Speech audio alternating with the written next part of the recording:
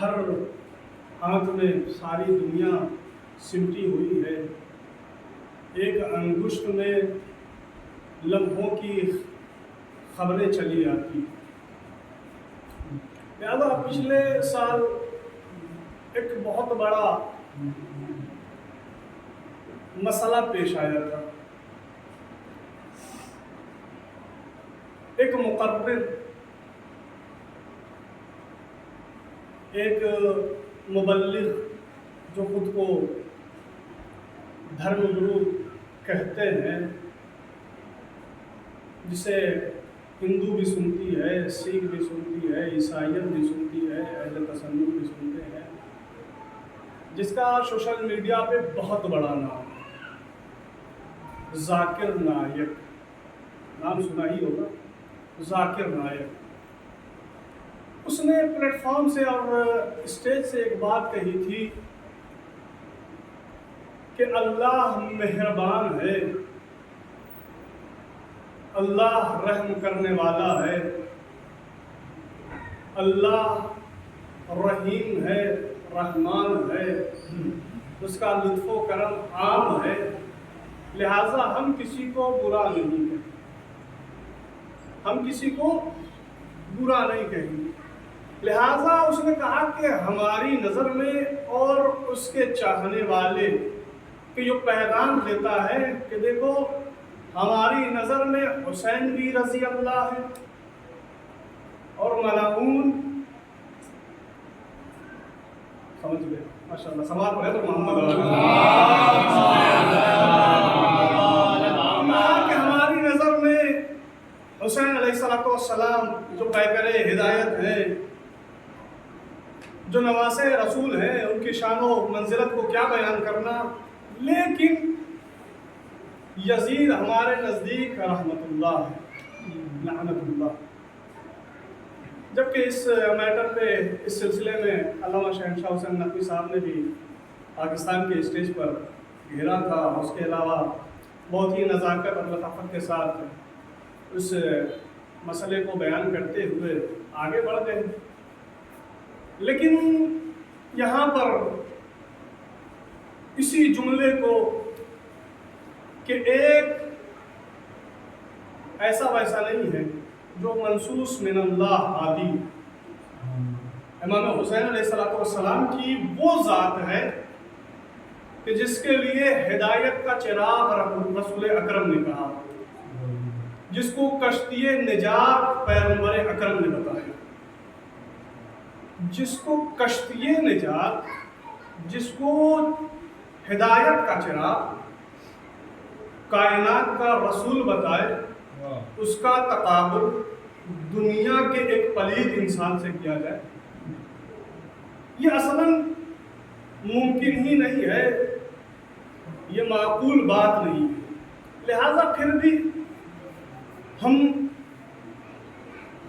اس بات کو مد نظر رکھتے ہوئے اس کا جواب دیتے ہیں کہ اگر ہمیں اس کا جواب ڈھونڈنا ہے کہ ایک قاتل بھی رضی اللہ، ایک مقتول بھی رحمت اللہ، ایک طہارت کا پیکر بھی رضی اللہ، ایک نجاست کا مجسمہ بھی رحمت اللہ، یہ کیسے ممکن؟ یہ تو سورہ آل عمران کی آیت نمبر 14 کا ایک فقرہ ہے کہ جہاں پہ پروردگار عالم کہتا ہے من قلبین فی جوفہ، کیا آپ نے ایک سینے میں دو دل دیکھے ہیں؟ اور توجہ، کیا کسی انسان کے ایک سینے میں دو دل دیکھا ہے؟ کہا نہیں۔ کہا کیوں؟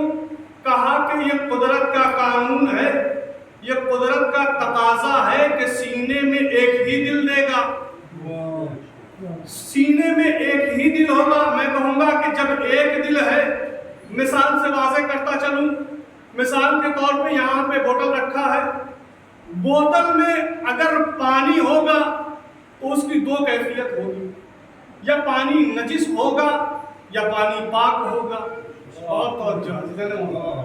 یا پانی نجس ہوگا یا پانی پاک ہوگا۔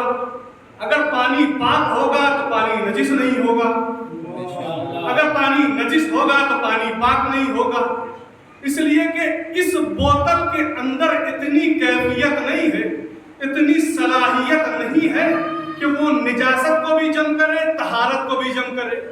یا جملے کو بدل کے یوں کہوں کہ یہ جو متضادین ہے، یہ جو ضدین ہے، اس میں آپس کی اتنی کیپیسٹی نہیں ہے کہ وہ دونوں ایک جگہ پر ایک وقت میں جمع ہو۔ کہا کیسے؟ کہا اس طریقے سے کہ اگر دن ہوگی تو رات نہیں ہوگی، اگر دن ہوگا تو رات نہیں ہوگی، اگر سورج نکلا ہوگا تو چاند نظر نہیں آئے گا۔ بہت توجہ سے محترم، ایک آپ کو منزل کی طرف لے جانا چاہتے ہیں۔ کہا کیوں؟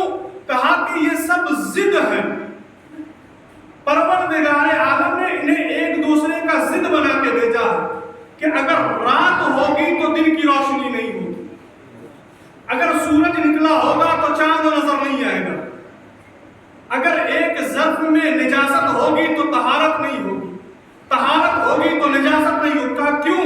اس لیے کہ اس بوتل کے اندر، اس ظرف کے اندر اتنی کیپیسٹی نہیں ہے، اتنی صلاحیت نہیں ہے، اور جو ساتھ میں متضادین ہے اس کے اندر اتنی صلاحیت نہیں پائی جاتی ہے کہ وہ آپس میں جنگ ہو سکے۔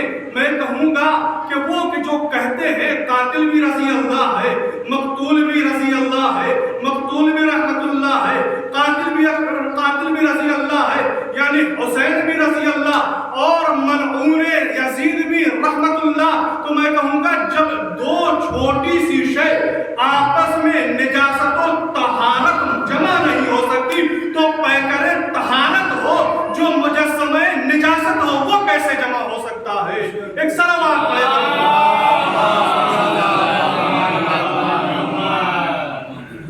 جمع نہیں ہو سکتا۔ کہا جمع ہو جائے گا، چلے ٹھیک ہے۔ اب اس سوال کو لے کر چلتے ہیں اجمیر کی بارگاہ میں، اجمیر کی سرزمین پہ چلتے ہیں۔ چلو بھیا کوئی وہیں سے کچھ فیصلہ ہو جائے۔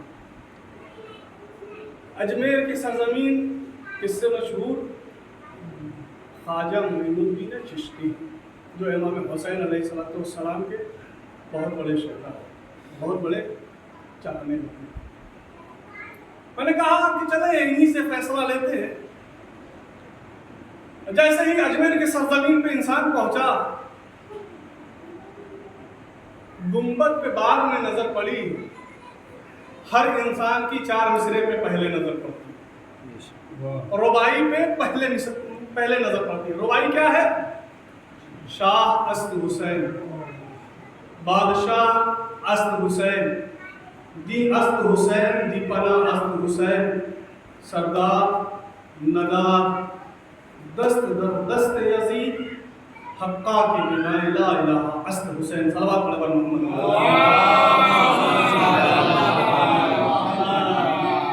کہا فیصلہ ہو گیا، کہا فیصلہ ہو گیا۔ ابھی بات ہم نے صرف 4 مصرے پڑھے، فیصلہ کیسے ہوا؟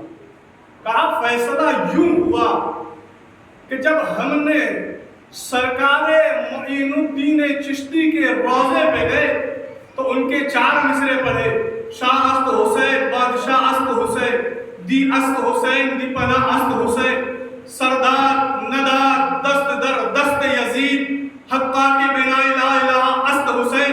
کہا کہ کیسے فیصلہ ہوا؟ میں نے کہا فیصلہ یوں ہوا کہ خواجہ نہ معصوم ہے، نہ منصوص من اللہ ہے، نہ اللہ کی طرف سے بھیجے گئے ہیں، تو انہیں تو اس بات کا خیال نہیں رکھنا چاہیے تھا۔ وہ غیر معصوم تھے، چاہتے تو ایک ہی مصرے میں حسین کا نام بھی لیتے، یزید کا نام بھی لیتے۔ بہت توجہ۔ اگر چونکہ معصوم نہیں تھے، ان کے اوپر وحی کا نزول نہیں ہو رہا تھا، ان کے اوپر وہ لطافتیں جو قرآن اور پیغمبر اکرم اور جو رسول اور جو خداوند کریم کی طرف سے نزاکتیں تھی وہ ان پر لاگو نہیں ہو رہی تھی۔ کیوں؟ اس لیے کہ وہ معصوم نہیں تھے، غلطی بھی ہو سکتی تھی، غلطی کر لیتے، کوئی ٹوکنے والا نہیں تھا، لیکن پھر بھی وہ کر لیتے، لیکن نہیں کیا۔ کیوں؟ اس لیے کہ انہیں بھی پتا ہے، بہت توجہ، کیوں؟ اس لیے کہ انہیں بھی پتا ہے شاہ است حسین بادشاہ است حسین. پہلا مصرع گیا حسین تو آئے یزید نہیں آیا. دوسرا مصرع ہوا دین است حسین دی پناہ است حسین حسین تو آئے یزید نہیں آیا. سردار ندار دست در دست یزید. کہا تیسرا مصرع میں کہا یزید تو آیا حسین نہیں آئے. پھر چوتھا مصرع کہا کہ حتیٰ کہ بنائے لا الہ است حسین. جب چوتھا مصرع شاہ خواجہ نے لکھا تو کہا حسین آئے ہیں یزید نہیں آیا ہے. یعنی خواجہ معین الدین چشتی کو بھی یہ پتا ہے